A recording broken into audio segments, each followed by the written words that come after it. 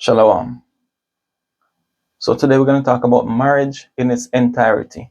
So we're going to talk about all the different aspects, right? We're going to go to the spirituality, right? So we're going to talk about male and female. Male and female, we're going to understand the functional or the roles of each individual. So we're going to be getting some understanding from the Hebraic cultural standpoint as opposed to this modern Western culture, right? Also, we're going to talk about Adam because, for some reasons, a lot of people think that all the people that were created in the beginning were Adamites. No, Adam was only making reference to one nation, not all the people. Because if it was all the people, you know what? All those people would be under the curse of Adam. They never were. And also, they would have to get what? The laws of the Most High. They didn't get it. This is why he says what? Through this man, sin came into the world. But if sin came into the world through Adam and Eve, then the serpent that beguiled them, wouldn't they already sin? So they were not under this law. It's not for them. And you can see the same things today because we always get kicked out of our lands, are going to captivity for what? The adultery, the hatred, the murder, and all of this wickedness. Now look at the society we live in today. If they were under this law, covenant with the Most High, wouldn't they already be gone in slavery? It's about 600 years since this empire is ruling. And yes, it is an empire, whether we call it empire or not. Right? So we're going to touch on that to get some understanding of the Adamites. We're going to talk about the instruments of covenant, both for the betrothal aspect and for the marriage itself. Because when you're coming into an agreement, you need to know the do's and the don'ts, and both of you have to agree on, okay, what can I do until then? What can I not do until then? The non-negotiables have to be stated so that both parties can be clear, and then it's up to each to do what? Honor their part of the agreement. And then you know that if they go against it, if they dishonor their words, then you know that you can do away with it. You no longer need to go any further, because now you see the heart, or you see the intention of this person, that they decide they're willing to serve their flesh over the Most High. We're going to talk about dowry, right? Dowry is not just something simple as it sounds in the scripture, as a matter of fact, but you'll have to look deeper to understand it, because it has to be a valuable possession. Valuable meaning like something to die for. So whatever a person is giving up or sacrificing, it has to be worth what they are getting. For example, when two kingdoms would want to come into agreement for whatever reason, right? They would send somebody important to be held as hostage. But that person, it cannot be a random person who, like a peasant. It has to be some valuable stock, somebody of the king's descent or somebody close to the king, somebody who is worth the weight of the kingdom itself. So it's the same thing when you're given a dowry. You have to be given something important. That's why King Saul said to David, to get the foreskins of the Philistines. Remember, David could die in that process, but it was worth it, so it's valuable, right? So when it comes to dowry, it has to be valuable, it has to be worth it. Just like this was small, but it's kind of similar with Judah when he gave the woman, he promised the woman to give her a kid or something like that. But until then, he had to give her a signet to say, okay, I'm holding this as a possession to say, I'll get this. So it has to be valuable. The most valuable dowry a woman can ask for is what? Think in yourself. What is the most valuable thing you can ask a man to do for you or to give up for you? The most important thing, and we see it in the book of Genesis, chapter 34, asking a man if he is willing to change. And I'm not talking about changing everything, but because you have in relationships, in marriages, there are going to be some little details that they are not enough to destroy the marriage. But then there are other things that, can put the marriage at risk. So those are the things, asking him for a circumcised heart. Ask the woman for a circumcised heart.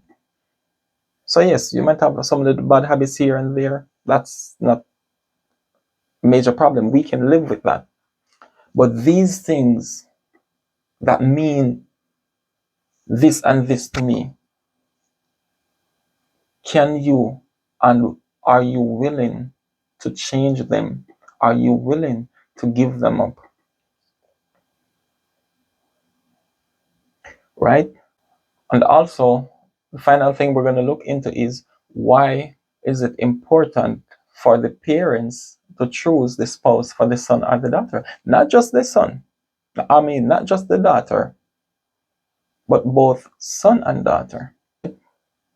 So it's not choosing for the daughter for force.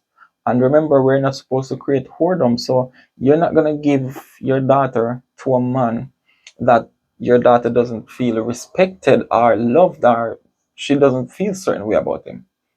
Right? You want to still respect her feelings in the giving of your daughter. So not because this man might be rich or you can benefit something or you can gain a position in society, you're not going to trade your daughter for that purpose.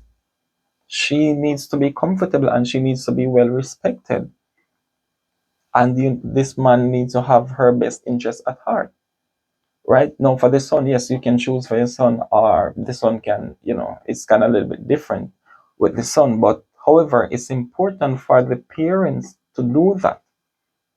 Right? So we're going to get into some scriptures and these topics. So we are going to start with male and female. Let's go to the book of Genesis, chapter 1, and we're going to start at 26.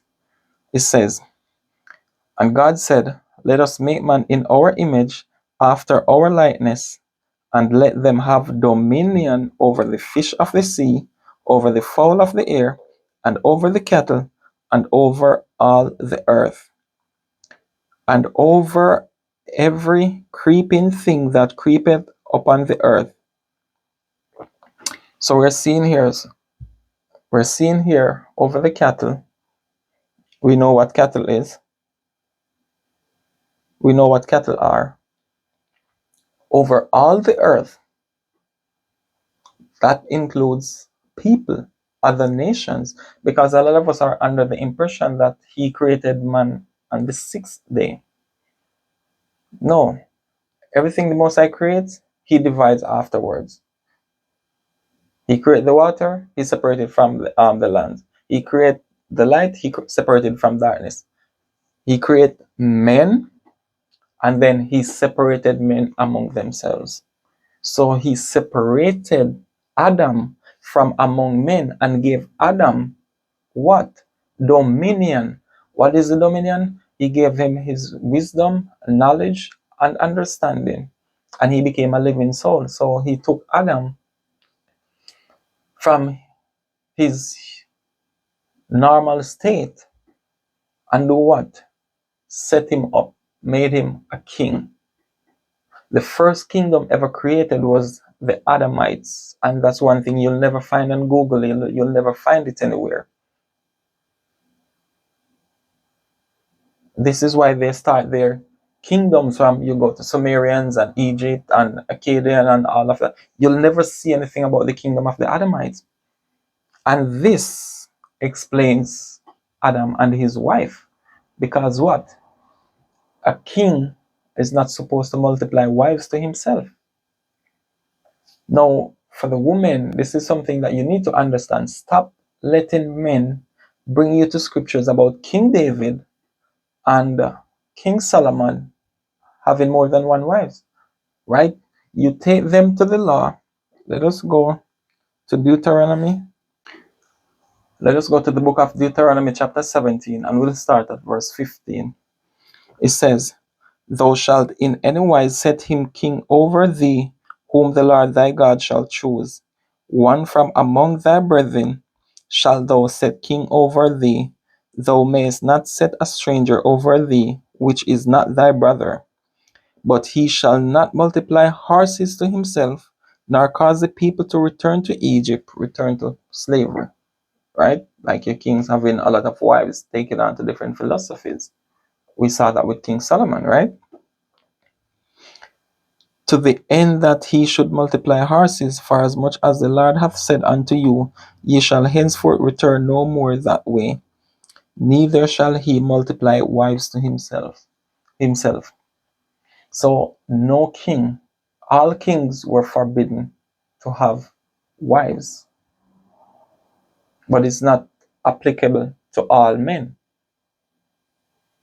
right? So if you're talking to a brother and he claims this kingship, then he is forbidden to have wives, right?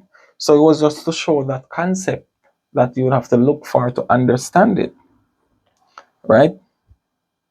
So going back to Genesis chapter 1, it says, and 26, it says, And God said, Let us make man in our image, after our likeness, and let them have dominion over the fish of the sea, and over the fowl of the air, and over the cattle, and over all the earth, and over every creeping thing that creepeth upon the earth.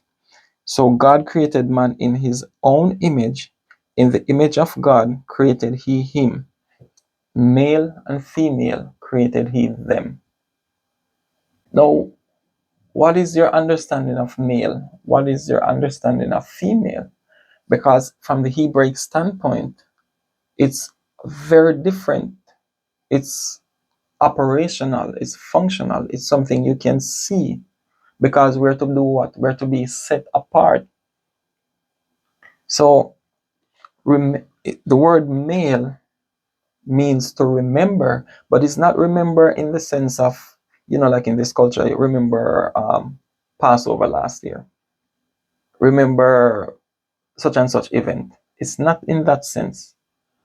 Remember in this context means the male produces a seed, and when you put a seed in the earth, whatever comes forth is going to be a remembrance of what it came from. So the remember is more functional. The remembrance is more functional. So you take a seed, you place it here in the earth, and the plant comes. And that plant is a remembrance of the exact same thing that it came from. So it's the same when you're dealing with Adam and the image of God. So this is how we remember the Most High. You live into this characteristic that he set, his laws, statutes, commandments, his judgments, and everything. And guess what? When someone looks at you, they can see a remembrance of the Father.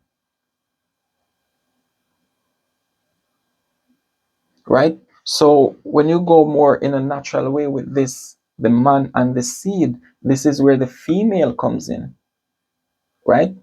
Because when you look at the females in her essence, in their essence, is that it's symbolic to a hole, piercing. So just as I said, the man, you have the earth, you pierce the earth, you put a hole in the earth, and you place the seed inside.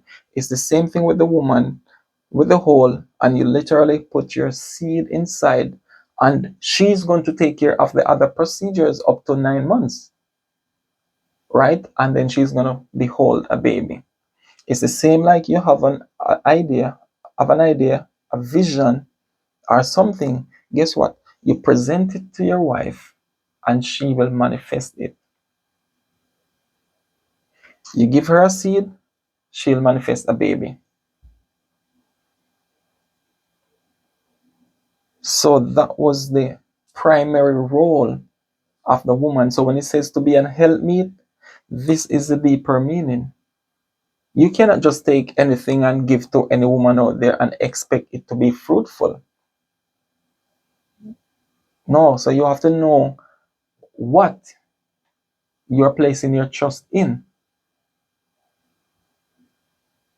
Because whatever you are doing, you want it to be blessed by the Most High. You want it to be fruitful and you want it to multiply. It's all about legacy, lineage. That's what family means. So now we understand this concept of male and female. Let us talk about Adam.